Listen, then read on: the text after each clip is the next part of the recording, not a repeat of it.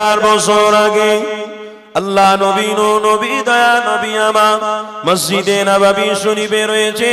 সমস্ত সাহাবারা সবাই মিলে আমার রাসূলুল্লাহ সামনে রয়েছে। আল্লাহ নবী আমার সেই সময় সাহাবাদের ঘরে কি বলেছিল, আল্লাহ নবী কি বলেছিল শুনে নেন। নবী আমার সেই সময় বলেছিলেন, বাবা সাহাবারা, আমি নবী, আমাকে তোমরা ভালোবাসো না অন্য কাউকে ভালোবাসো? আমার নবী তখন পরীক্ষা নিতে লেগেছে। আমার নবী তখন তাদের ঘরে বুঝাতে লেগেছে তোমরা কতটা নবীকে ভালোবাসো। ওটার বিষয়ে আমি মুহাম্মদ আজ ক্লিয়ার করে দিতে চাই। ওই সময় নবী যখন সাহাবাদের ঘরে বলতে লেগেছে, বাবা সাহাবারা শুনে রেখে দাও, আমি নবী তোমাদেরকে জানিয়ে দিই, তোমরা কি মুহাম্মদ রাসূলের সাথী হতে চাও না তোমরা শয়তানের সাথী হতে চাও? ওই সময় হযরত ওমর ফারুক রাদিয়াল্লাহু তাআলা আনহু তিনি দাঁড়িয়ে গিয়ে আল্লাহ নবী নবীকে বলেছিলেন, ইয়া রাসূলুল্লাহ হাবিবাল্লাহ, যার জন্য নিজের জানকে কুরবান করে দিতে চায়, যার জন্য আমার আব্বা আম্মা সবকে কুরবান করে দিতে পারি, তাকে দিলে বসিয়েছি, কোন দিনের জন্য ওই রাসূলকে ভুলবো না। আরো জোরে বলুন। হযরত ওমর ফারুক বলছেন, ইয়া রাসূলুল্লাহ হাবিবাল্লাহ, জীবনে ভুলবো না, ভুলতে পারবো না। কেন? যার সাথে যার প্রেম হয়, প্রেম কোনোদিন জুদা হয় না। কি গো শুনছেন তো? আর হাকিকাতে মানুষ যদি আসল প্রেম করত, আল্লাহ তার রাসূলের সাথে এই মাহফিলগুলোতে লোক বিনা দাওয়াতে এসে বসে থাকতো, তাবারুকের ব্যবস্থা করতে হতো না। কিছু কিছু জায়গায় জলসায় গেলে চা দিতে হয়, বিস্কুট দিতে হয়, মেহমানদারি করতে হয়। খুব ভালো, মেহমানদারি করছেন, খুব ভালো। কি দরকার আছে মাহফিলে চা দেওয়া, মাহফিলে বিস্কুট দেওয়া? কি দরকার আছে তাবারুকের ব্যবস্থা করা? হ্যাঁ, এটা করা যায় যে মাহফিল শেষে মেহমানরা এসেছে তাবারুকে, ইমানি মাহফিলের রাসূলের মাহফিলের তাবারুকটাও হচ্ছে শ্রেষ্ঠ খাবার। বলুন সুবহানাল্লাহ। সেটা ঠিক আছে, আলহামদুলিল্লাহ, আমার পীর আমার ইমামরা তেনারা করে গেছে, আমরা সেটাকে বহাল রেখেছি, করছি, আলহামদুলিল্লাহ। কিন্তু প্রশ্ন আমার এখানে, কেন এত তওজ করতে হয়? ওই তখন তো তওজ করতে হয় না, যখন একটা উলঙ্গ নারী জায়গায় দাঁড়িয়ে দাঁড়িয়ে ড্যান্স করে, হাজার হাজার মানুষ, কাদা বালি, ওখানে পানি পড়ে আসে, দাঁড়ানোর কোনো স্টেপ নেই, জায়গা নেই, দাঁড়িয়ে দাঁড়িয়ে দেখছে। জিজ্ঞাসা করা হচ্ছে, কি দেখছো? বলে, আমি যা দেখছি তুমি বুঝতে পারবে না। ও, এটার বেলা দাওয়াত দিতে হয় না, সব এসে যায়। আর ঈমান বাঁচাতে গিয়ে, মুহাম্মদ রাসূলের কথাকে শুনতে গিয়ে, নিজেরা জান্নাতের রাস্তা পথ ধরতে গিয়ে এখানে চায়ের ব্যবস্থা করতে হবে, বিস্কুটের ব্যবস্থা করতে হবে, পানির ব্যবস্থা করতে হবে, বিরিয়ানির ব্যবস্থা করতে হবে, এখানে সব করতে হবে। তাও দেখা যাবে অনেক মানুষের এর দিকে কোনো ভক্ষণ নেই, এর দিকে কোনো আগ্রসর নেই, এর দিকে আসার কোনো লাইন নেই। কেন? আজ আমরা তো এক শ্রেণীকে মোহাব্বত করে ফেলেছি। হাকিকতে যদি নবীকে মোহাব্বত করতাম তো এই মাহফিল গুলো আমাদের জন্য নাজাতের জরিয়া হয়ে যেত। বলুন সুবহানাল্লাহ। আজ দেখুন তো, আমার ঘরের ছেলেরা সব আজকের দিনে মোবাইলে উলঙ্গ নারীদের ছবি দেখছে। দেখুন ঘরে ঘুরে ঘুরে দেখুন, রাস্তায় অনেক ছেলেরা এখনকার সময় এক্ষুনি গিয়ে দেখুন বড় বড় সব গুনায় লিপ্ত রয়েছে। আল্লাহু আকবার। আর এদিকে আমরা বাঁচানোর জন্য চেষ্টা করছি, আর আপনারা এসেছেন প্রেম করতে। বাবেরা, নওজোয়ান তরুণীরা, ও নবী পাকের দিওয়ানারা, আসো আমার নবী পাকের কথা বলি। কেন না নবী দয়া নবী, আল্লাহ নবী মসজিদে নববী শরীফে হযরত নবী পাক সাল্লাল্লাহু আলাইহি ওয়াসাল্লাম সাহাবাদের ঘরে কি বলেছিল? বাবা সাহাবারা শুনে রেখে দাও, আমি নবী তোমাদেরকে জানিয়ে দিলাম, তোমরা কি একজনের সঙ্গে বন্ধুত্ব করতে যাও না আরেক জাতির সঙ্গে বন্ধুত্ব করতে যাও? কোনটা করতে যাও? হযরত ওমর ফারুক যখন দাঁড়িয়ে বলে ফেললেন, ওই সময় সমস্ত সাহাবারা এক এক উঠে দাঁড়িয়ে সবাই মিলে আমার রাসূলুল্লাহকে সম্বোধন করতে লেগেছে। এ যুবক শুনি রেখে দাও, নবী আমার ওই সময় সাহাবাদের ঘরে উদ্দেশ্য করে কি বলেছিল?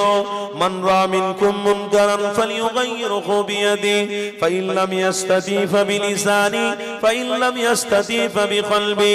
নবী আমার ওই সময় বলেছিল, বাবা সাহাবারা, আমি নবী তোমাদেরকে জানিয়ে দিলাম, যদি তোমরা মুহাম্মদ রাসূলুল্লাহর সাথী হতে যাও, যদি তোমরা নবীকে ভালোবাসো, যদি তোমরা মুহাম্মদ রাসূলকে প্রেম করো, তাহলে তোমাদের প্রথম কাজ একটা দেব, ওই কাজটাকে তোমরা কি প্রাধান্য দিতে পারবে? আল্লাহ নবী আমার বলতে লেগেছে, বাবা সাহাবারা, ওই কাজ হলো ফি সাকাকিল মদিনা, ওই মদিনার জমিনেতে অনেক বড় বড় অন্যায় হতে লেগেছে, অনেক বড় বড় গুনাহ হতে লেগেছে। ওটা হলো শয়তানি কাজ, ওই শয়তানি কাজগুলোকে বন্ধ করে দিতে হবে। বাবা সাহাবারা, তোমরা কি পারবে? যদি তোমরা রাসূলকে ভালোবাসো, তাহলে নবীর কথাটাকে প্রাধান্য দাও, ওই কাজটাকে তোমাদের ঘরে বন্ধ করতে হবে।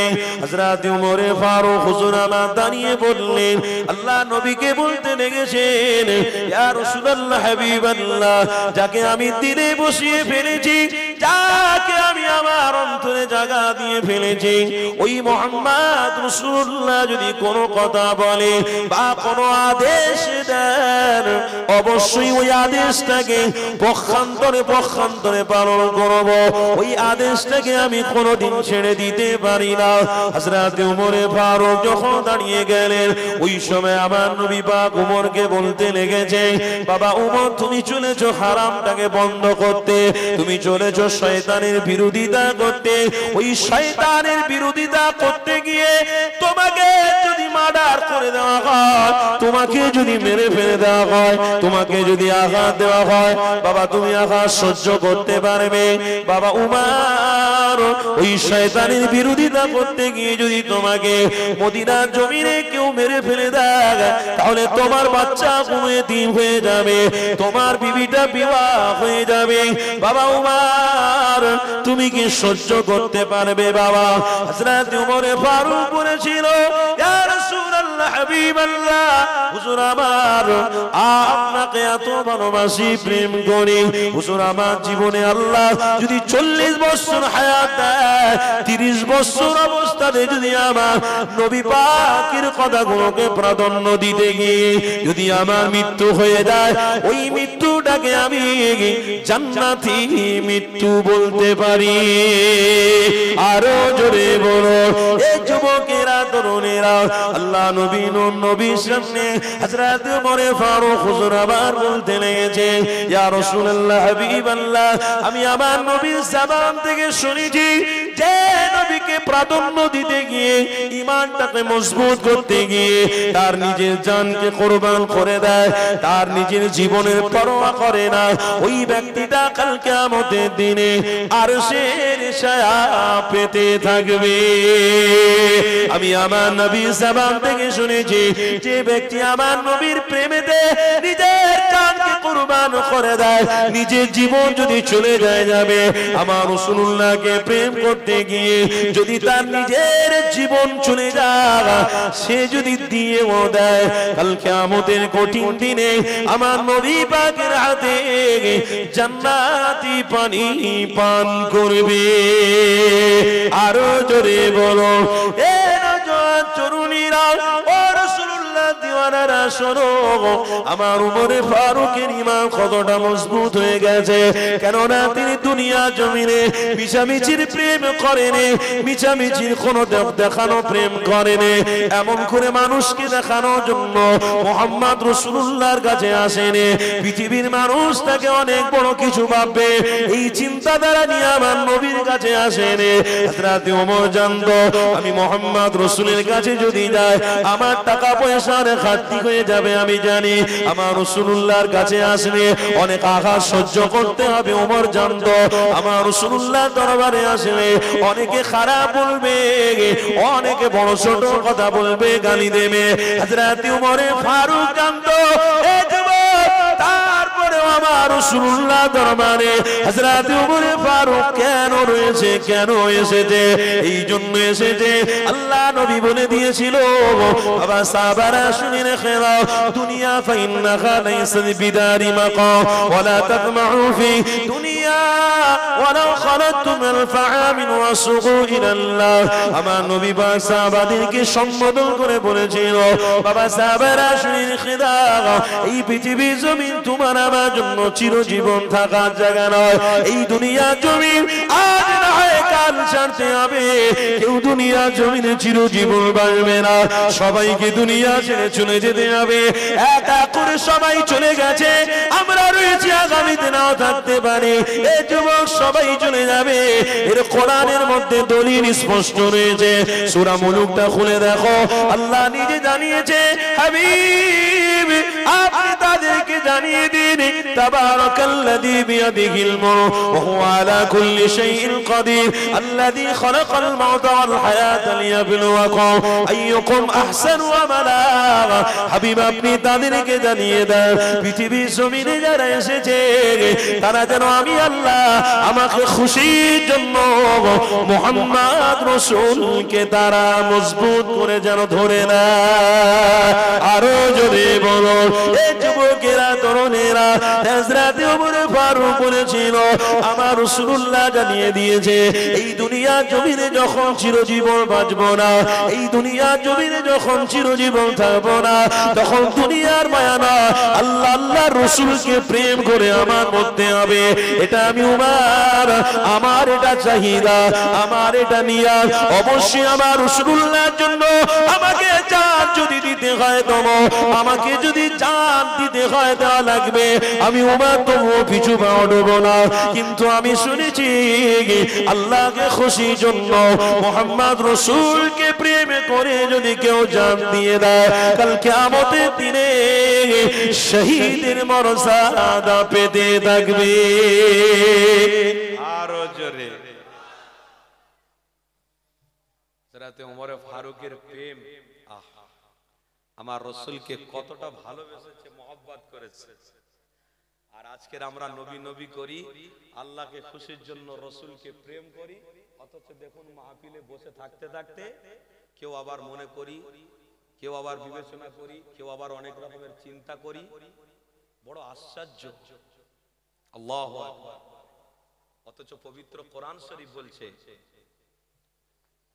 খবরদার যার জান আর মালটা মুহাম্মদ রাসূলকে প্রেমে, আল্লাহর প্রেমে লেগে গেল, জান আর মাল, তার বিনিময়ে আল্লাহ তাদেরকে জান্নাত দান করবে। বলুন সুবহানাল্লাহ। আজকের এই মাহফিলের জন্য অনেকে টাকা দিয়েছি, অনেকে পয়সা দিয়েছি, আবার অনেকে এসে মাহফিলে বসেছি, জান আর মাল দুটোই লাগবে। শুনছেন তো নাকি? আবার অনেকে কি ভাবি, মাহফিলে টাকা দিয়েছি আবার কি বসতে হবে, কি দরকার আছে, ও নাজাত হয়ে যাবে, কোনো অসুবিধা নেই, পয়সা দিয়েছি তো, চিন্তা কিসে? বাহ, শুধু পয়সা দিয়ে দিলে তো, সাহাবা হুজুরদের অনেক পয়সা ছিল।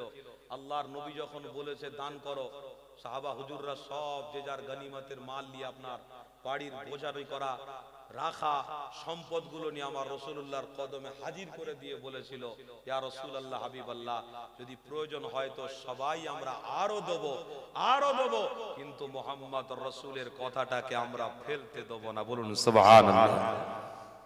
আজকের আমার নবী পাকের কথাটা তো লুটোপুটি খাচ্ছে, রাস্তায় লুটোপুটি খাচ্ছে, গ্রামে লুটোপুটি খাচ্ছে, সব ছেলেরা মজা করছে, বাপেরা আনন্দ করছে, বাস এই করে জীবনটা পার হয়ে যাচ্ছে। তারপরে জলসা কমিটি সহ কিছু মানুষ আল্লাহ ভীরু আছে, নবী প্রেমিক আছে, তারা এসে বসে জিকির করবে, গ্রামে সব মুসিবত দূর হয়ে যাবে, বাকি আল্লাহ পাক সব হকের ফয়সালা করে দেবে, সবাই জান্নাতে যাবে। ও আপনারা বসেছেন, কষ্ট করছেন, তাদের জন্য দোয়া করছেন, আলহামদুলিল্লাহ, আর তারা মনে মনে করছে আমাদের জন্য তো আমাদের লোক বসে আছে রে বাবা, তারা দোয়া করবে, একসাথে জান্নাতে চলে যাবো। অত সোজা? কেউ সারাদিন খেটে 500 টাকা পাচ্ছে, আবার কেউ 5 মিনিট বাড়িতে বসে 1000 টাকা রোজগার করছে। এই দুটোর মধ্যে পার্থক্য নেই? বলুন বলুন, কিসের পার্থক্য? কেউ সারাদিন খেটে 500 টাকা পায় আর কেউ 5 মিনিটের মধ্যে 1000 টাকা ইনকাম করে। পার্থক্য হলো এটা, খাটনির টাকাটাই হলো হালাল। জোরে বলুন সুবহানাল্লাহ।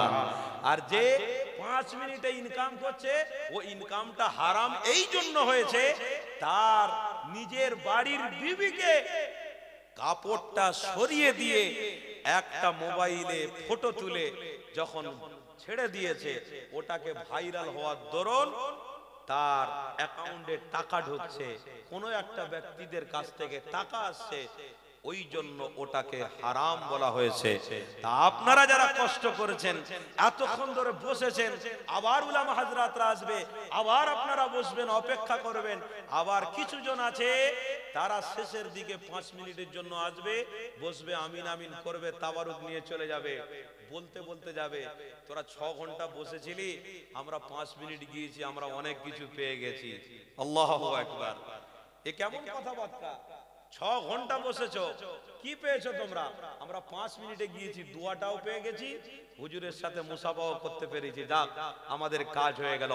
অত সোজা নয়। তাহলে উমরে ফারুককে জান দেওয়ার কোনো দরকার হতো না। উমরে ফারুক কি আল্লাহর নবীর কথা মতো তিনি আল্লাহর জান্নাতি মেহমান। জোরে বলুন সুবহানাল্লাহ। আরো জোরে বলুন। বাপের আপনারা বুঝবেন না, এই মাহফিলটাতে একটা আলাদা রহমত আছে, বরকত আছে। এই মাহফিলে বসবো, ওখানে দাঁড়ানো মানে বাজারে দাঁড়িয়ে দাঁড়িয়ে বাজারগুলোকে দেখা, আর মাহফিলে দাঁড়িয়ে দেখা সমান। যদি বাঁচতে চান তো মাহফিলের মধ্যে প্রবেশ করুন। কেন হতে পারে মাহফিল আজকের আমাদের জন্য এই মাহফিলটা কবুলিয়াতের মাহফিল। জোরে বলুন সুবহানাল্লাহ। হতে পারে আগামী কালকে আল্লাহ দুনিয়া ধ্বংস করে দিতে পারে, শেষ করে দিতে পারে, মৃত্যু হয়ে যেতে পারে। এই মাহফিল পেয়েছি যখন, তকদির ভালো, আল্লাহ সুস্থ শরীরে মাহফিলে হাজির করিয়েছেন। আমরা গর্ব, আমরা অহংকারের সঙ্গে বলতে পারি, শুকরিয়া আদায় করতে পারি, আল্লাহ আমাকে সুস্থ অবস্থাতে ঈমানি জায়গায় বসিয়েছেন, আল্লাহকে খুশি করতে পেরেছি। এর জন্য আমরা দিল খুলে বলতে পারি আমরা আল্লাহকে খুশি করেছি, অতএব আমরা নাজাত পেয়ে গেছি। বলুন সুবহানাল্লাহ। এতটুকু ঈমানের চাহিদা অনুযায়ী আমরা প্রকাশ করতে পারি, বলতে পারি। কেননা আমরা যারা নামাজ পড়ি, আমরা অনেকেই বলি নামাজ পড়লে জান্নাতি, আশা করতে পারি আলহামদুলিল্লাহ। কেউ যদি ফরজ হজ করে আশা করতে পারে যে আমি জান্নাতে যাব, হ্যাঁ জান্নাতে যাওয়ার জন্যই তো ফরজ হজটা করেছে। কিন্তু না, আমল করে আশা করাটা বিদা হবে না, আমল করে আশা করাটা এটা ঈমানের দায়িত্ব। কিন্তু ওই আমলিয়াত ব্যক্তিদের মধ্যে কে জান্নাতে যাবে এটা আল্লাহর ব্যাপার। জোরে বলুন সুবহানাল্লাহ। আমরা বসেছি খুশি করতে আল্লাহকে, আমলে বসেছি। তাহলে আমলে বসেছি যখন, আমাদেরকে আমলের মধ্যে থাকতে হবে, বিঘাত ঘটালে হবে না, মনোযোগকে এদিক ওদিক করলে হবে না। কথা শুনছেন তো বাপ? এসেছি যখন রবকে খুশি করতে, দুনিয়ার কোনো মানুষকে নয়, দুনিয়ার কাউকে দেখে নয়, এসেছি আমরা আল্লাহকে খুশি করতে। কেন? কবরে যাওয়ার সাথে সাথে সেই আল্লাহর সিস্টেম তৈরি হয়ে আছে, সেই আল্লাহর কথা মতো, আমার রাসূলুল্লাহর কথা মতো, আল্লাহর ঘোষণা রাসূলের কাছে, রাসূলের ঘোষণা মতো আমরা কবর থেকে যদি নাজাত পেতে পারি, ইনশাআল্লাহ আমরা জান্নাতি হয়ে যাব। জোরে বলুন সুবহানাল্লাহ। আল্লাহ আনিয়েছে যখন আমরা খুশি। জোরে বলুন খুশি। নারে তাকবীর, নারে তাকবীর। মহান ইসালে সওয়াব গ্রামবাসী বৃন্দ, কমিটি সাহেবানগণ, সিলসিলায়ে হক মুজাদ্দিদে জামান, নারে তাকবীর। দরুদ শরীফ আল্লাহুম্মা সাল্লি আলা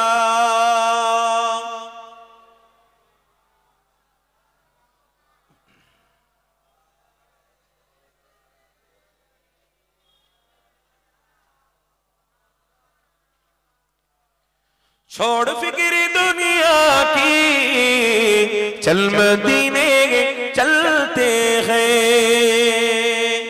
छोड़ फिक्र दुनिया की, चल मदीने चलते हैं। मुस्तफा गुलामों को किस्मतें बदलते हैं। बोलो ना सुभान अल्लाह। छोड़ फिक्र दुनिया की चल मदीने चलते हैं मुस्तफा गुलामों को किस्मतें बदलते हैं अल्लाहुम्मा सल्ले अला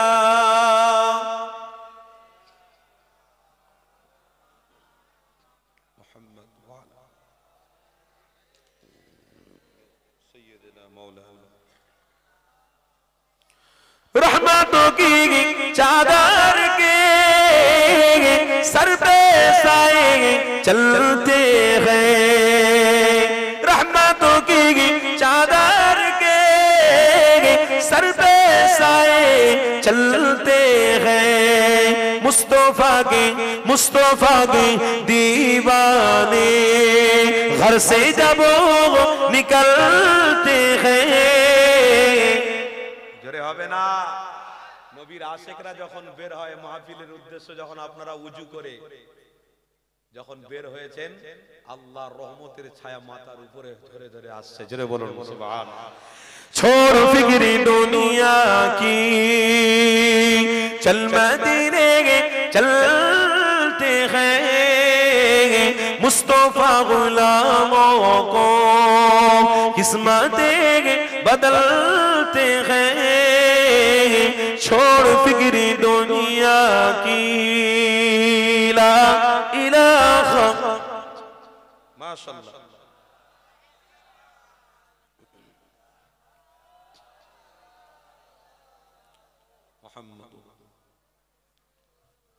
जिक्र सागे बतहा को रीद अब बना लीजिए जिक्र सागे बतहा को रीद अब बना लीजिए ए ओ जिक्र है जैसे गम खुशी में ढलते हैं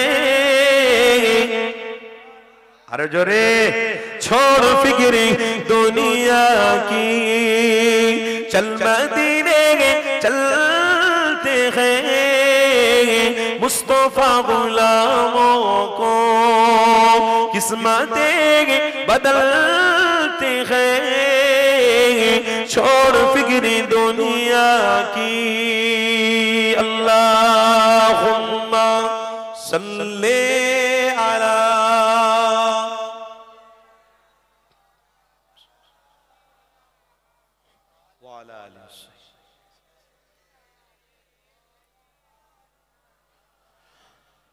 नक्शे कर ले सीने पर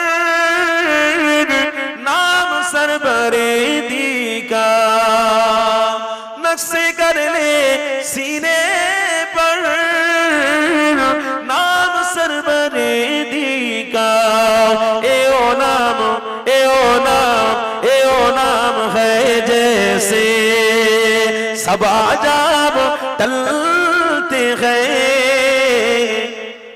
সুবহানাল্লাহ যে দোনো জাহানের সুলতানের নাম নিতে বসেছেন আল্লাহকে খুশি করতে গেলে মুহাম্মদ রাসূলুর নাম যে বলছেন এই নামের ওসিলা আল্লাহ চাইলে বড় বড় মুসিবতকে দূরে সরিয়ে দেবে छोड़ फिक्र दुनिया की चल मदीने चलते हैं मुस्तफा गुलामों को किस्मतें बदलते हैं छोड़ फिक्र दुनिया की अल्लाहुम्मा सल्ले अला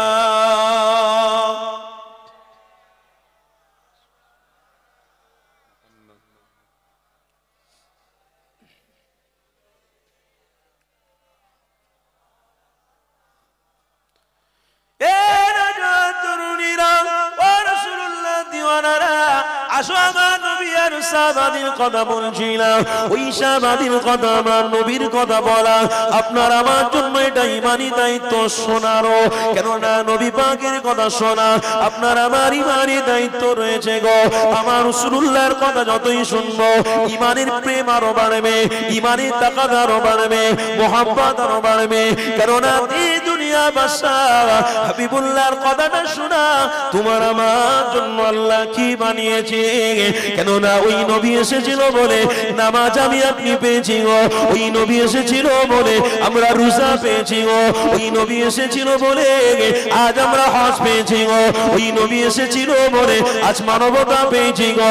এ যুবক, কেউ অস্বীকার করতে পারবে না, কেননা মুহাম্মদ রাসূলুল্লাহ হলো পৃথিবী জমিনে তোমার আমার জন্য পথ প্রদর্শক। কেননা আল্লাহ নিজে জানিয়েছে ইন্নামা বুইস্তু মুআল্লিমান, আমার হাবিব হলো তোমাদের জন্য শিক্ষা গুরু।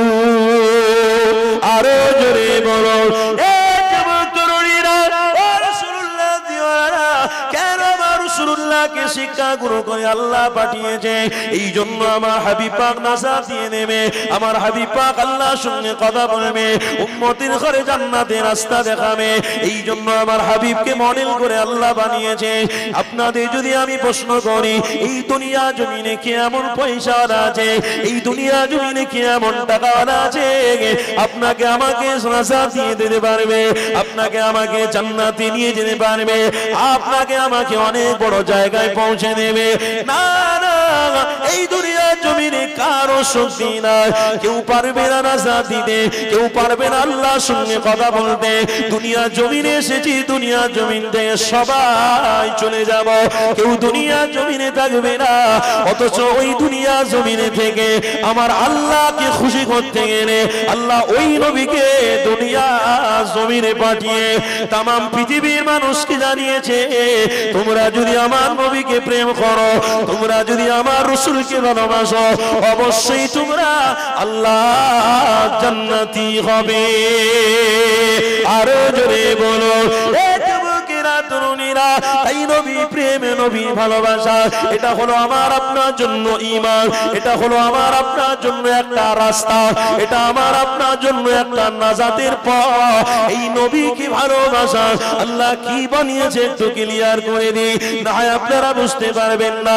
নামাজ যেমন আপনার আমার জন্য ফরজ রয়েছে গো, রোজা যেমন আপনার আমার জন্য ফরজ হয়েছে, হজ যেমন আপনার আমার জন্য ফরজ হয়েছে, যাকাত যেমন আপনার আমার জন্য আল্লাহ ফরজ বানিয়েছে, আল্লাহ নবী নূর নবী দয়ার নবীকে ভালোবাসাটাও তো আল্লাহ ফরজ বানিয়েছে। আরো জোরে বলো এ যুবকেরা তরুণীরা, গ্রামের আমার বাপেরা আমার ভাইয়েরা, পয়সার পিছনে ছুটতে গিয়ে মুহাম্মদ রাসূলকে ভুলে যাবেন না গো। আজ নিজের বাচ্চাকে সন্তানকে বড় করতে গিয়ে আজ ইনকাম করে অনেক বড় পয়সা, অনেক বড় বাড়ি, অনেক বড় ঘর, অনেক টাকা পয়সার মালিক হতে গিয়ে আমার রাসূলুল্লাহকে ভুলে যাবেন না গো। আমার হাবিবকে প্রেম করা এটা আল্লাহ নিজে ফরজ বানিয়ে দিয়েছে। কেন ফরজ বানিয়েছে? এই জন্য ফরজ বানিয়েছে আমার রাসূলুল্লাহকে যারা যারা ভালোবাসবে তাদের জন্য আমি অনেক স্পেশাল ব্যবস্থা করে রাখবো, তাদের জন্য আমি আল্লাহ জান্নাত দেব। জান্নাত বানিয়েছি আমি আল্লাহ, 8টা জান্নাত বানিয়েছি। এই 8টা জান্নাতের মধ্য থেকে আমি জান্নাতুল ফিরদাউস আমার উম্মাত, আমার রাসূলের প্রেমিক, আমার বান্দাদের ঘরে জান্নাতুল ফিরদাউস তাদের দিতে থাকবো। আরো জোরে বলো এ যুবকেরা তরুণীরা, তাই আমার রাসূলুল্লাহকে ছাড়লে হবে না গো। এখনকার সময় আমার রাসূলকে ভুলে গিয়ে একটা নতুন ঈমান তারা তৈরি করেছে। পয়সা দিয়ে গ্রামে গ্রামে গিয়ে মসজিদে দ্বন্দ্ব লাগিয়ে দিয়ে অন্য একটা ঈমান বানাতে লেগেছে, অন্য একটা ঈমানের তওফা দিতে লেগেছে, ঈমানের মেসেজ দিতে লেগেছে। খবরদার, নবী যে প্রচার করেছে ওই প্রচারটা হলো সঠিক প্রচার। ওই প্রচারের যদি আপনারা থাকতে পারেন তাহলে আমার নবীর সাথে জান্নাতে যেতে পারবে। যারা ইদানিং করে নতুন দল তৈরি করে প্রচার করতে লেগেছে তাদের দলে থাকলে জান্নাতে যেতে পারবেন না, কেননা তাদের মধ্যে অনেক কিছু নিজেদের তৈরি করা জিনিস বানিয়েছে, নিজেদের তৈরি করা মতবাদ তারা বানিয়েছে। এই যুবক তরুণীরা, আমার রাসূলুল্লাহ সুন্নাত যেমন টুপি রয়েছে গো, আমার রাসূলুল্লাহ সুন্নাত তেমনি দাড়ি রয়েছে গো, আমার নবী পাকের সুন্নাত তেমন জুব্বা রয়েছে গো।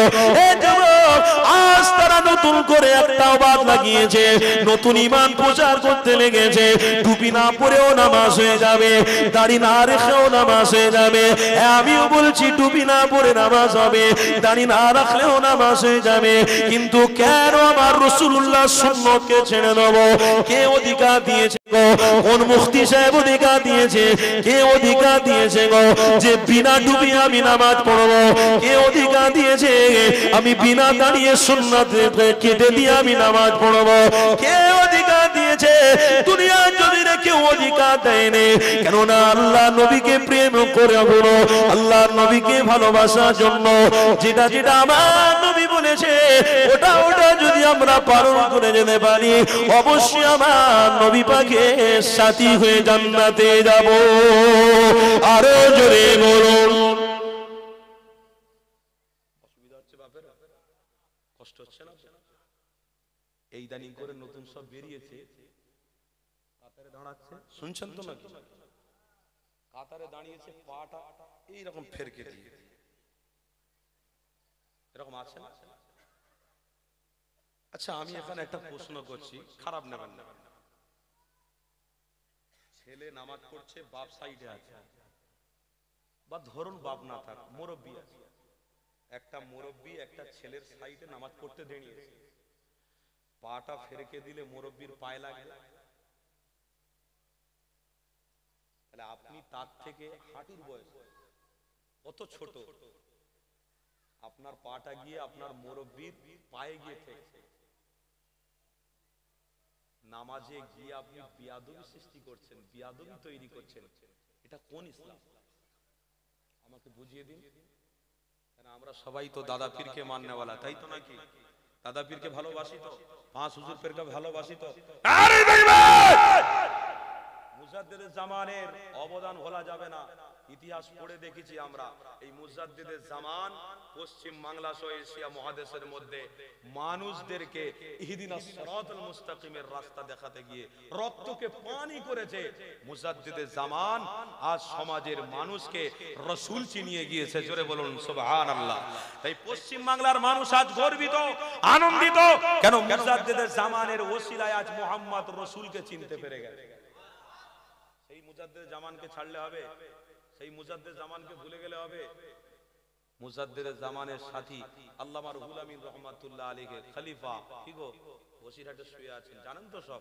আল্লামা রুহুল আমিন রহমাতুল্লাহ আলাইহি 160 থেকে একটা 62 কিতাব লিখেছেন। 160 থেকে 162টা কিতাব লিখেছেন। কত বড় মাপের আলেম। সেই আলেম মুজাদ্দিদের জামানের দরবারে এসে বসে আছে, আমার মুজাদ্দিদ জামান আমার রাসূলুল্লাহর সাথে দিদার করিয়ে ছেড়ে দিয়েছে। ইনি হলেন পীর আল্লামা নিসারউদ্দিন রহমাতুল্লাহ আলাইহি, বাংলাদেশে বাড়ি। আল্লামা নিসারউদ্দিন হুজুর 137টা কিতাব লিখেছে। কটা? 137টা কিতাব লিখেছে সেই আল্লামা নিসারউদ্দিন রহমাতুল্লাহ আলাইহি। মাওলানা সাহেব এখানে আসুন। আয় খবরদার, এখানে এখানে। আরে আমাদের খুবই সম্মানিত, এখানে আসেন, এখানে আসেন। আহা, আমার হুজুর মাশাআল্লাহ আসেন, এখানে বসেন। আপনি নিচে বসছেন, আপনারা হয়তো চেনেন না। আল্লাহর ওলির ঘরের বাচ্চা, আলহামদুলিল্লাহ। আল্লাহ কবুল করেন, বলুন আল্লাহুম্মা আমিন। যাক, যে কথা বলছিলাম, পরিচয় আমি দিচ্ছি। হুজুর ওখানে বসতে গেলেন, ওই জন্য বেয়াদবি হবে। কেন না, আমি যে কথা বলতে বলতে এতটা বলতে আসছি, ওই কথাটাই ঠিক হুজুর করে ফেলেছে। তাই আমি একজন নগণ্য গুনাহগার হয়ে আমি এনাকে সম্মান করলাম। কেন? আমার দাদা পীরকে আমি ভালোবাসি বলে। জোরে বলুন কেন? দাদা পীরের কাছে আল্লামা নিসারউদ্দিন হুজুর এসেছে, আমার দাদা পীর আল্লাহ নবীর সাথে দিদার করিয়ে ছেড়ে দিয়ে।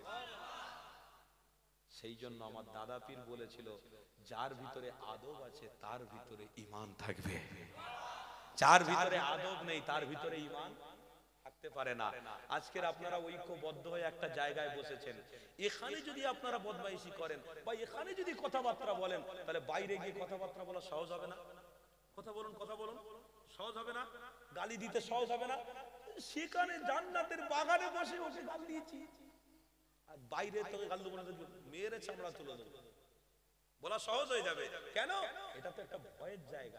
আমলের জায়গা। কেউ যদি মসজিদে উঠে নামাজ পড়তে গিয়ে মোবাইলে সারাক্ষণ কথা বলে অন্য কোন নারীর সঙ্গে, হ্যালো হ্যাঁ কি করছো বলো, হ্যাঁ আমি নামাজ পড়তে এসেছি, ও তারপরে ঘরে খাওয়া দাওয়া হয়েছে, মসজিদে উঠে যদি মেয়েদের সঙ্গে বেগানা মেয়ে বেগানা নারীর সঙ্গে কথা বলে, সে বাইরে এসে কত নারীর সঙ্গে সম্পর্ক করবে? সাহস হবে না? হবে না?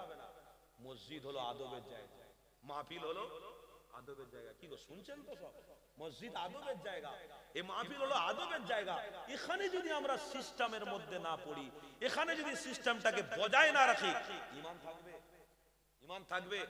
দাদা হুজুর পীর কেবলা বল, যার ভিতরে আদব আছে তার ভিতরে ঈমান আছে।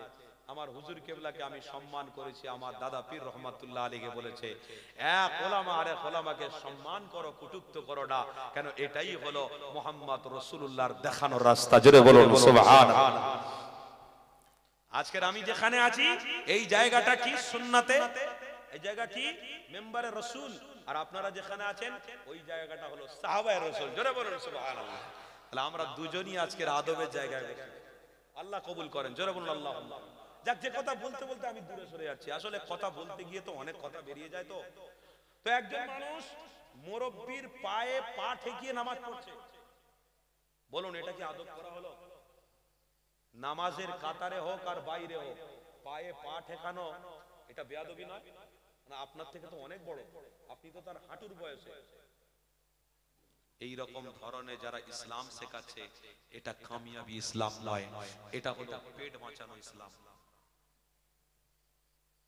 এটা সমাজকে উন্নত জায়গায় নিয়ে যাওয়ার ইসলাম নয়, এটা হলো একটা সাইড করা ইসলাম। এটা আমার রাসূলুল্লাহর বিরোধীর ইসলাম।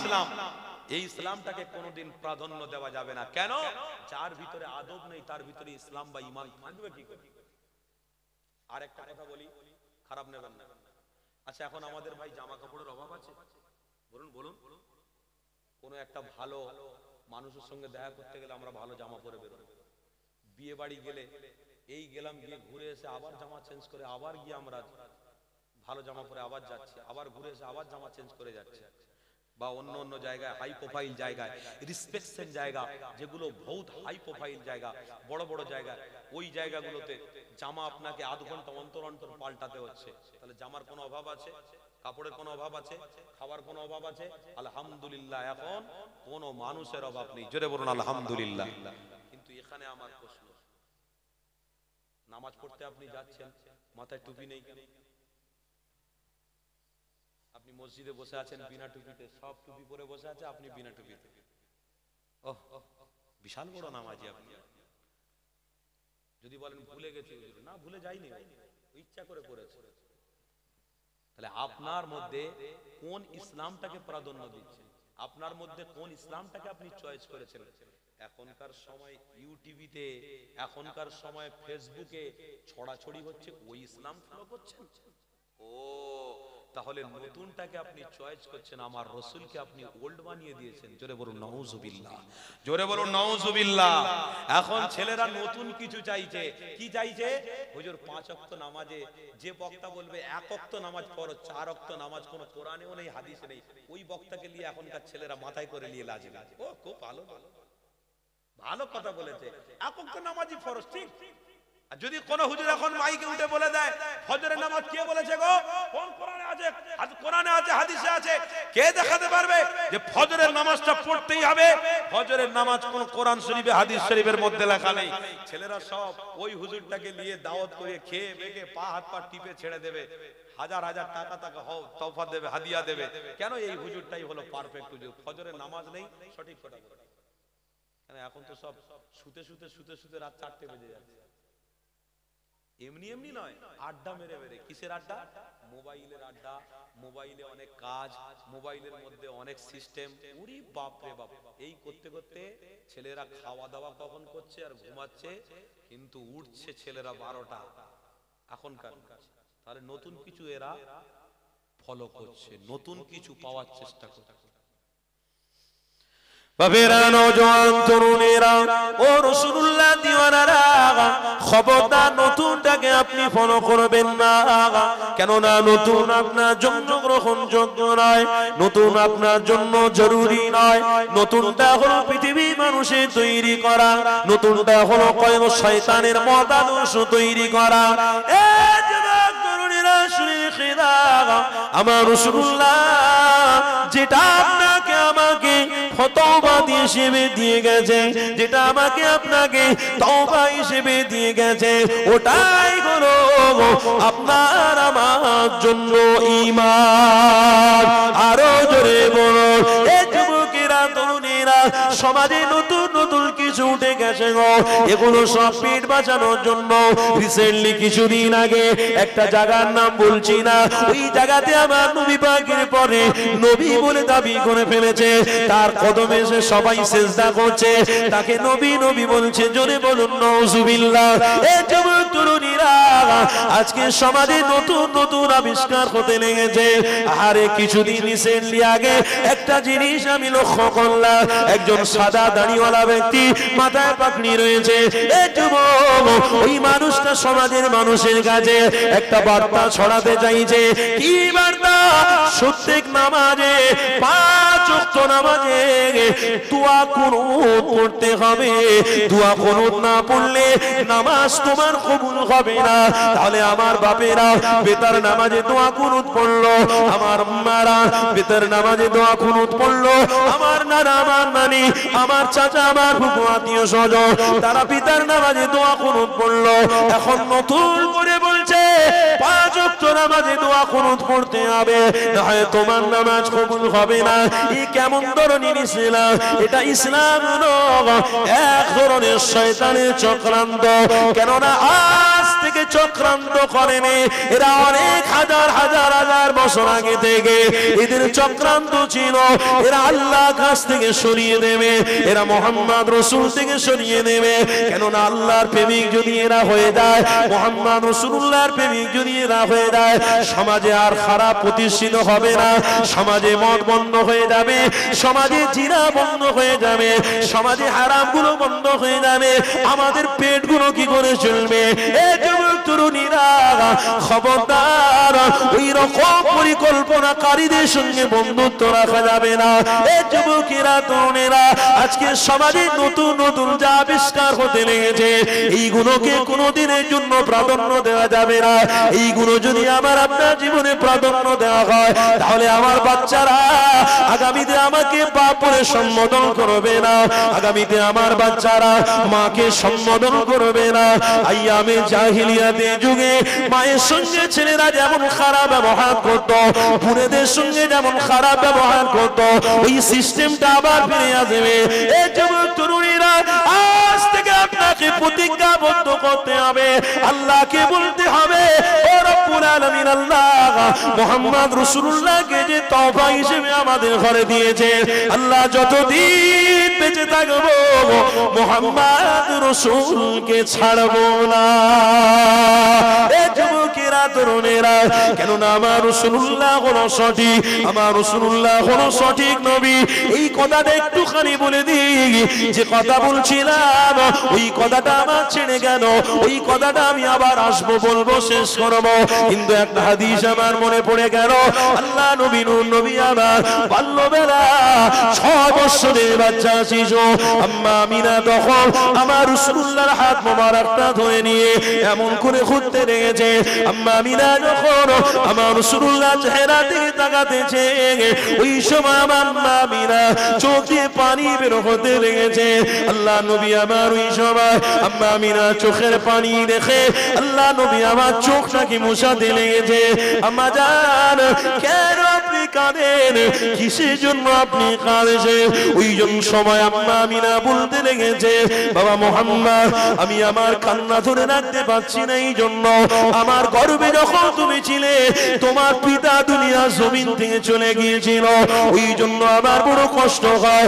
কেননা এই মক্কার জমিনে অনেক বাপেরা বাচ্চাদের নিয়ে আদর করে, অনেক বাপেরা বাচ্চাদের নিয়ে খাবার খরিদ করে দেয়। আমি আমিনা, আমার বড় দুঃখ লাগে, আমার বড় কষ্ট লাগে। আমিনা বলতে লেগেছে, এ বাবা মুহাম্মদ, আমি এই মক্কা জমিনে কিছু কিছু মানুষের কাছ থেকে একটা কথা শুনতে পাই, আমার মুহাম্মদ নাকি এতিমের বাচ্চা। সাধারণ এতিমের বাচ্চা, অবশ্যই এতিমের বাচ্চা, কেননা পৃথিবীর জমিনে যে বাচ্চা জন্মগ্রহণ করার পরে তার পিতাকে যদি না পায়, তার মাথা হারা হয়ে যদি হয়, তাহলে তাকে সবাই এতিমের বাচ্চা বলবে, গরিবের বাচ্চা বলবে।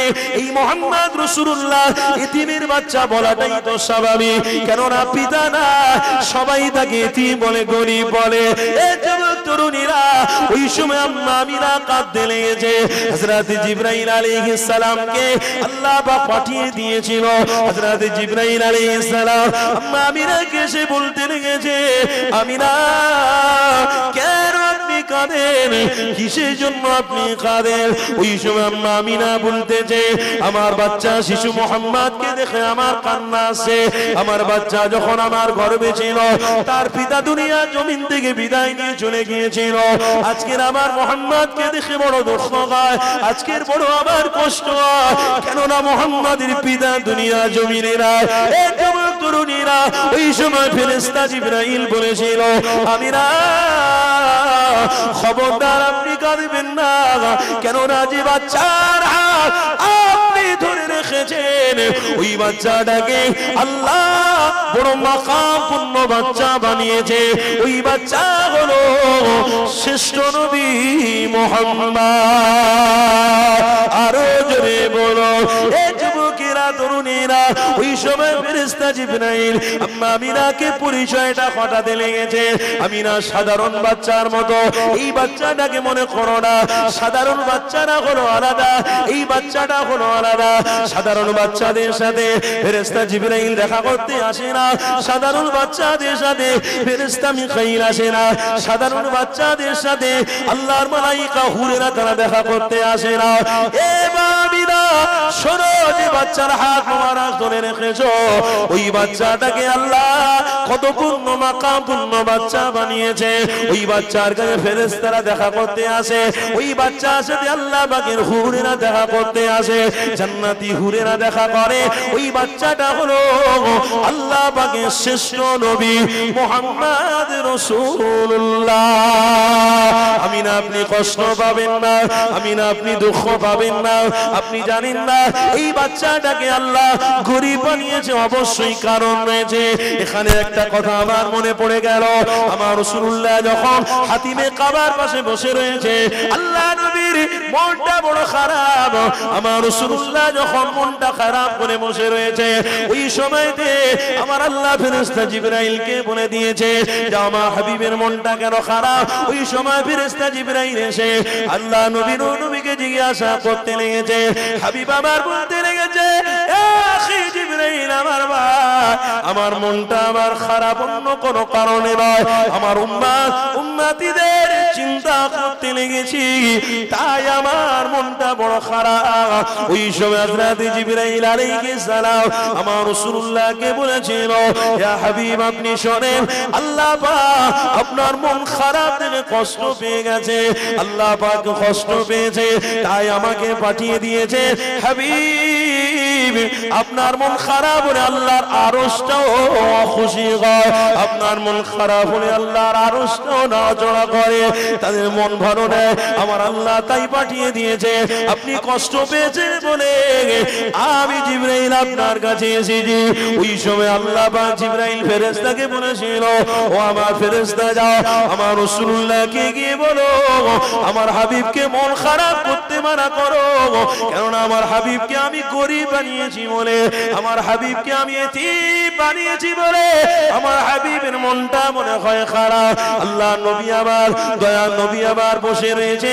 হযরত জিবরাইল আলাইহিস সালাম আল্লাহর কাছ থেকে কোরআনের বাণী নিয়ে এসেছে, আলাম ইয়াজিদিকা ইয়াতীমান ফাআওয়া ওয়াজাদাকা দাল্লান ফাহাদা। ওই সময় আমার রাসূলুল্লাহকে জানতে দিয়েছে, ইয়া রাসূলুল্লাহ, হাবিবাল্লাহ, আল্লাহ নিজে জানিয়েছে আমি আল্লাহ আমার হাবিবকে আমি গরিব বানিয়েছি বলে, আমার হাবিবকে আমি এতিম বানিয়েছি বলে আমার হাবিবের মনটা মনে হয় খারাপ। ওই সময় আমার রাসূলুল্লাহ বলেছিল, ইয়া আখি জিবরাইল, যাতে আমার আল্লাহ খুশি, তাতে আমি হাবিব খুশি। আমার আল্লাহ সেই সময় জানিয়েছে, ফেরেশতা জিবরাইল বলো আমার রাসূলুল্লাহকে বলো গরীব বানিয়েছি বলে দুঃখ করতে মানা করো, কেননা আমি আল্লাহ আমার হাবিবকে গরীব বানিয়েছি। এর একটা কারণ রয়ে গেছে। কি কারণ রয়েছে? ওই সময় ফেরেশতা জিবরাইল আলাইহিস সালাম আমার হাবিব পাককে বলতে লেগেছে, কারণটা হলো আল্লাহ ইচ্ছা করে গরীব বানিয়েছে আমার রাসূলুল্লাহকে। আল্লাহ চাইলে হাবিবের পিতাকে দুনিয়ায় বাঁচিয়ে রাখতে পারত, আল্লাহ চাইলে না মারতেও পারতেন।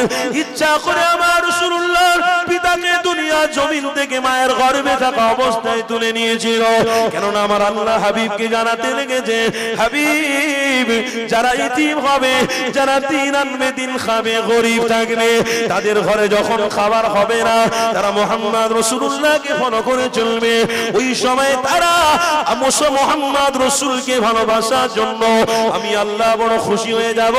আমি আল্লাহ খুশি হয়ে গিয়ে হাবিব আপনার অনুসারীদের ঘরে আমি 500 বছর আগে তাদের ঘরে আপনার শাদী করিয়ে জান্নাতি বানিয়ে দেব। হাবিব আপনাকে আমি এতিম অবস্থায় এই জন্য বানিয়েছিলাম। এই যুবকেরা তরুণেরা ওই সময় ফেরেশতা জিবরাইল আম্মা আমিনাকে জিজ্ঞাসা করতে লেগেছে, আমিনা আপনি কাঁদেন কেন? আরো কারণ বলতে লেগেছে। ওই বাচ্চারা ওই রকম পিতার সাথে ঘুরতে লেগেছে, আনন্দ করে তারা। আমি আমিনা আমার বড় দুঃখ লাগে। ওই সময় ফেরেশতা জিবরাইল বলেছিলেন, আমিনা আপনি দুঃখ পাবেন না, আপনি কষ্ট নেবেন না, কেননা যে নবীর হাত আপনি ধরে রেখেছেন ওই নবী উম্মতের ঘরে শুধু কিয়ামতের দিন ইশারা করতে থাকবে, রব এক এক ইশারাতে হাজার হাজার উম্মতিদের জান্নাতি বানিয়ে দেবে। আমিনা আপনি কাঁদবেন না, আমিনা আপনি কষ্ট পাবেন না। সাধারণ বাচ্চা আলাদা, এই বাচ্চাটা হলো আলাদা। আমিনা অপেক্ষা করো, এই বাচ্চাটাকে আল্লাহ কত বড় মাকামপূর্ণ নবী বানিয়েছে। একটু অপেক্ষা করো আমিনা, কিছুদিন পরে দেখতে পাবে এই বাচ্চার সাথে আল্লাহর সাথে ডাইরেক্ট দিদার হবে।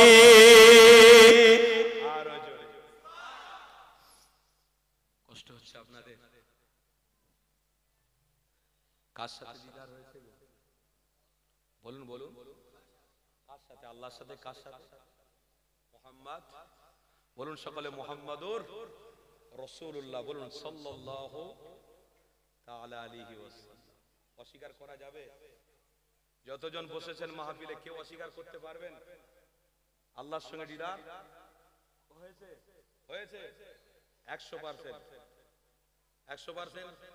এবার আমি আপনাদেরকে প্রশ্ন করছি, এখন যা পরিস্থিতি চলছে, এই পরিস্থিতিতে মুহাম্মদ রাসূলের নবীর দুশমনরা অনেক বড় বড় কথা বলছে, আর রাসূলের প্রেমিকদের ঘরে রাসূল থেকে দূরে শোনানোর জন্য অনেক রকমের চক্রান্ত করছে। তা আমি আপনাদেরকে এখানে প্রশ্ন করছি এই জন্য যে হাকিকাতে যদি আপনারা রাসূলের প্রেমিক হন, আশিক হন, তাহলে আপনারা বিশ্বাস করে ফেলেছেন যে আল্লাহর সঙ্গে ডাইরেক্ট দিদার হয়েছে। এই বিশ্বাস বা ইয়াকিন করেছেন অবশ্যই মসলা জানেন বলে, বা কোরআন পড়েন বলে, হাদিস পড়েছেন বলে তবেই তো জানতে পেরেছেন। বা যদি না পড়ে থাকেন, কোন ওলামার কাছ থেকে শুনেছেন, তবেই তো আপনারা জানতে পেরেছেন। কি গো, তাই তো নাকি? না হয়তো জানতে পারতেন না। তাহলে এখানে আপনাদেরকে আমি প্রশ্ন করছি, দুশমনের রাসূল যারা, তারা এসে আপনাদেরকে বলবে কই মুহাম্মদ রাসূলের সঙ্গে আল্লাহর সঙ্গে দিদার হয়েছে, কই দেখাতে পারবে তোমরা? যদি দুশমনের রাসূল প্রশ্ন করে, আপনারা দেখাতে পারবেন তো? দেখাতে পারবেন তো? আল্লাহ নবীর সঙ্গে দিদার হয়েছে, কোথায় আছে?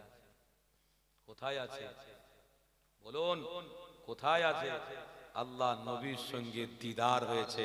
পবিত্র কোরআনেই আল্লাহ ইতিহাস করে দিয়েছে। জোরে বলুন সুবহানাল্লাহ। কেন? নবী থাকবে না, নবীর পরে আল্লাহকে পেতে গেলে তারা নবীর উপরে যে কোরআন নাজিল হয়েছে এই কোরআনটা তারা যখন খুলবে তখন আল্লাহর রাসূলের সহ আল্লাহর পরিচয় তারা পাবে। তাই আল্লাহ বান্দাদের জন্য পবিত্র কোরআনটাকে হাতিয়ার বানিয়ে দিয়েছে। এই পবিত্র কোরআন যখন তোমরা দেখবে মুহাম্মদ রাসূলের পরিচয় পাবে। এই পবিত্র কোরআন যখন তোমরা দেখবে তখন আল্লাহকে পাবে। কেন? আজ আসমান এত বড় বিনা খুঁটিতে দাঁড় করিয়ে রেখেছে, তবুও আসমান দেখে আল্লাহর উপরে ভরসা অনেকে করে না। এই জমিন আল্লাহ এত বড় বানিয়েছে, এই জমিনকে দেখে অনেকে আল্লাহর ভয় আনতে পারে না। আবার সমুদ্র বিশাল আল্লাহ বানিয়েছে, এই সমুদ্রকে দেখেও অনেকে ঈমান আনে না বা অনেকে আল্লাহর উপরে তাওয়াক্কুল করে না, ভরসা করে না। তাই আল্লাহ ইতিহাস বানিয়েছে, কেন আমার বান্দাকে শয়তানরা অনেক রকমের বাহানা দিয়ে ভুলিয়ে রাখবে। তাই আল্লাহ নবী পাঠিয়েছে, নবীর সাথে সাথে পবিত্র কোরআনটাও দিয়েছে। কেন? নবী চলে আসবে, কোরআন থাকবে, বান্দা যখন কোরআন দেখবে তখন রাসূলকে পেয়ে যাবে, আল্লাহকে খুশি করবে। এই পবিত্র কোরআনের মধ্যে বলছে 15 পারা বনি ইসরাইল সূরা সুবহানাল্লাযী আসরা বিআবদিহি লাইলান মিনাল মাসজিদিল হারাম ইলাল মাসজিদিল আকসাল্লাযী বারাকনা হাওলা। পবিত্র কোরআনের মধ্যে আছে আল্লাহর সাথে ডাইরেক্ট আমার নবীর সঙ্গে দিদার হয়েছে। দুশমনের রাসূল তোমরা যতই চক্রান্ত করো না কেন, ঈমানদার যারা হবে তাদেরকে কোন শয়তান পথভ্রষ্ট করতে পারবে না। পারবে কেউ? যার ভিতরে প্রেম থাকবে, প্রেম থেকে কেউ ভোলাতে পারবে? যার ভিতরে মায়া বসে যাবে, ওই মায়াটাকে কেউ কাটিয়ে দিতে পারবে না, কোন দ্বারাই হবে না। কেন? এই প্রেম আর ভালোবাসাটাই হলো আলাদা। তবে দুনিয়ার কোনো ভালোবাসা নয়, ভালোবাসা যদি করতে হয় মুহাম্মদ রাসূলের সঙ্গে ভালোবাসা। ভালোবাসা যদি করতে হয় রাসূলের সাথে প্রেম করো, ভালোবাসা যদি করতে হয় নবীর সাথে করো। কেন? মুহাম্মদ রাসূলের সাথে প্রেম বা ভালোবাসা রাখলে দুনিয়ার মানুষ আপনার ভালোবাসার প্রতীক আছে কিনা ওই দিনে বোঝা যাবে। কবরে যখন লাশ যাবে সব দুনিয়ার মানুষ, ভালোবাসার মানুষগুলো মাটি দিয়ে চলে আসবে, আর হাকিকাতে যে নবীকে প্রেম করেছিলেন ওই কবরে হাবিবের সাথেই দিদার হতে থাকবে। আরো জোরে বলুন। তাহলে আসলকে ধরুন, আসলকে, নকলের দিকে ছুটতে যাবেন না, এদিক ওদিক করতে যাবেন না, আসলটাকে মজবুত করে ধরুন। আজকের আসল ঈমানকে ছেড়ে দিয়ে নকল ঈমানের পিছনে ছুটছে। এই রিসেন্টলি কিছুদিন আগে একজন সাদা দাড়িওয়ালা, মাথায় জাল টুপি আছে, শুনছেন তো? সাদা ধবধবে দাড়ি, মাথায় জাল টুপি রয়েছে, ওই ব্যক্তিটা মোবাইলের সামনে এসে বলছে, আল্লাহ লটারি কাটতে যাচ্ছি 1 টাকার, আল্লাহ 1 কোটি টাকার ব্যবস্থা করে দিও। আল্লাহ আমি জানি এটা হারাম, আল্লাহ মাফ করে দিও। আমি মসজিদে ফের জোরে নামাজ পড়তে যাব, একটু দোয়া খায়ের করবো, আল্লাহ একটু কবুল করে নেন। আমি জানি এটা খাওয়া হারাম, আমি জানি। এ থেকে কি বোঝা গেল? দাড়িওয়ালা টুপিওয়ালাকে সামনে দিয়ে মোবাইলের দ্বারায় মেসেজ পৌঁছে দিতে চাইছে যে আপনারা এই দাড়িওয়ালা টুপিওয়ালাকে দেখে ফলো করুন। এ যদি 1 টাকার লটারি কেটে হারাম নিজেকে না মনে করে, তাহলে আপনারা দাড়ি টুপি রেখে আপনারা কেন হারাম মনে করছেন? তাহলে এ জাহান্নামে যাবে। বয়স্ক লোক তো জাহান্নামে যাবে না, জওয়ানরা এই আপনার বয়স্ক লোক তো জান্নাতে যাবে না, জওয়ান লোকেরা জান্নাতে যাবে। হ্যাঁ, এই বয়স্ক মানুষ দাঁড়িয়ে আছে, এর টুপি আছে, এ হারাম খাচ্ছে, ওটা হারাম নয়, ওটা কোনো একটা সিস্টেম, হেন কোনো প্রকারের শয়তানদের চক্রান্ত, মুহাম্মদ রাসূল থেকে এদেরকে দূরে সরানো। তাই কোনো না কোনো প্ল্যান করিয়ে এই মোবাইলের দ্বারায় আমাদের কাছে মেসেজ পৌঁছে দিয়ে আল্লাহর নবী থেকে দূরে সরাচ্ছে। আমরা প্রতিজ্ঞাবদ্ধ করছি আজ থেকে, বলুন ইনশাআল্লাহ, বলুন ইনশাআল্লাহ, যতদিন জীবিত থাকব মুহাম্মদ রাসূল থেকে আমরা সরব না, বলুন ইনশাআল্লাহ। আর জোরে বলো, ছাড়া যাবে নবীকে? ছাড়া যাবে? পয়সা থাকলেও ছাড়বো না, খিদা লাগলেও ছাড়বো না, পেটে ভাত থাকলেও ছাড়বো না, জীবনে রাসূলকে ভোলা বা ছাড়া যাবে না। কেন? ওই রাসূলই হলো আমাদের ঈমান। আরো জোরে জোরে। আর যারা রসুলকে ছেড়ে দিয়ে চলবে তাদের জন্য ওই আয়াতটা পবিত্র কোরআনের মধ্যে আছে, ইন্নাল্লাযীনা কাফারু, যেটা আমি পূর্বে পড়েছিলাম, ইন্নাল্লাযীনা কাফারু ওয়া মাতু ওয়া হুম কুফফারুন উলাইকা আলাইহিম লানাতুল্লাহ। যারা আমার রসুলকে ছেড়ে দেয়, যারা আমার রসুলের প্রতি বিশ্বাস স্থাপন না করে ভুলে যায়, রবকে ছেড়ে দেয়, তাদের জন্য আল্লাহর ফেরেশতারা লানত দিতে থাকে। তাদের জন্য আল্লাহর ফেরেশতারা লানত দিতে থাকে। আল্লাহর ফেরেশতাদের লানত ওটা নয়, গয়া কি ওটা আল্লাহর পক্ষ থেকে লানত, অভিশাপ। আল্লাহর পক্ষ থেকে ফেরেশতারা বলতে থাকে, ধ্বংস হও, ধ্বংস হও, শেষ হও। কেন? তোমরা যখন রাসূলকে ছেড়ে দিয়েছো, তোমরা যখন আল্লাহকে ভুলে গেছো, তোমাদের উপরে গজব, জাহান্নাম, ফি নারি জাহান্নাম খালিদিনা ফিহা আবাদা। তোমরা জীবনের মতো জাহান্নামী হয়ে গেলে, তোমাদেরকে জাহান্নাম থেকে আর কেউ মুক্তি দেবে না, কেউ জাহান্নাম থেকে তোমাদের ঘরে বাঁচাবে না। তাই আল্লাহর পক্ষ থেকে গজব, আযাব থেকে বাঁচতে গেলে মুহাম্মদ রাসূলকে ধরে ঈমান নিয়ে মরবো ইনশাআল্লাহ।